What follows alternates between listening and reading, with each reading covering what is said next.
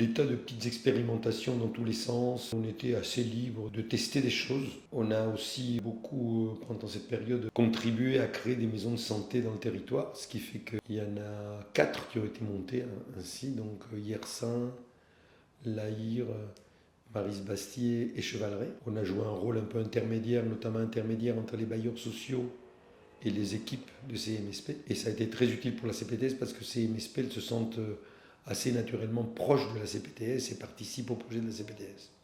Le premier projet, c'était suite à la première réunion, on avait décidé qu'on allait travailler sur le pied diabétique et puis ça n'a jamais marché. Après, des projets qui ont marché assez vite, il y en a eu un qui était d'équiper les pharmacies avec des tensiomètres électroniques pour que les médecins puissent prescrire des automesures tensionnelles et que ce soit les pharmaciens qui les organisent. En 2010-2012, il n'y avait pas encore... tout le monde n'avait pas un tensiomètre électronique. Et en plus, même on peut avoir un tensiomètre électronique et pas savoir comment faire les automesures tensionnelles comme il faut. Donc ça a assez bien marché avec les pharmaciens. Il y a une vingtaine de pharmacies qui étaient équipées et on les rétribuait pour, sur prescription du médecin, éduquer le patient, récupérer les automesures, faire les moyennes et les envoyer au médecin. Et il y a même quelques médecins du service de cardiologie de la Pitié qui se sont mis à utiliser ce service-là. Après, il y a un projet qui a été très structurant et motivant pour nous, qui était porté par Cécilia Rizzi, qui était le projet de parcours de santé dans les foyers de migrants. Donc là, ça nous a fait travailler avec une équipe de la Pitié-Salpêtrière. Donc ça, c'est peut-être le premier projet ville-hôpital qui a bien fonctionné.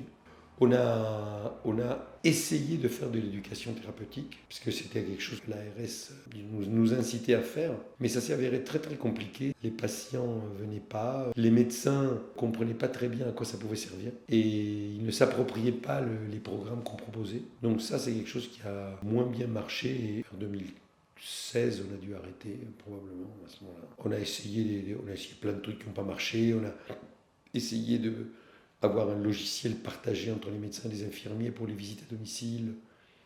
Ça n'a pas marché. On a essayé de faire un appui par les infirmières de diabéto pour la gestion de l'insulinothérapie à domicile par les infirmiers de ville. Ça n'a pas bien marché non plus parce qu'elles étaient débordées. Donc il y a eu plein de choses qui... Ça ne marchait pas, mais ça nous apprenait des choses, quoi. Donc après, les projets ont commencé à être un peu plus costauds et à fonctionner un peu mieux. Un projet aussi qui a bien marché tout de suite et qui nous a donné un peu de visibilité, c'est quand on a dit, d'une manière un peu vantarde, qu'on ne laisserait aucune personne âgée dépendante sans médecin traitant. Donc ça, c'est depuis 2015 qu'on fait ça avec Anne-Laure. Et ça a bien marché, je dirais, jusqu'à la Covid. Et puis après, les médecins, je crois qu'ils sont entrés dans un état d'épuisement qui fait que c'est difficile de leur parler de faire des visites à domicile aujourd'hui. Pour l'instant, en tout cas.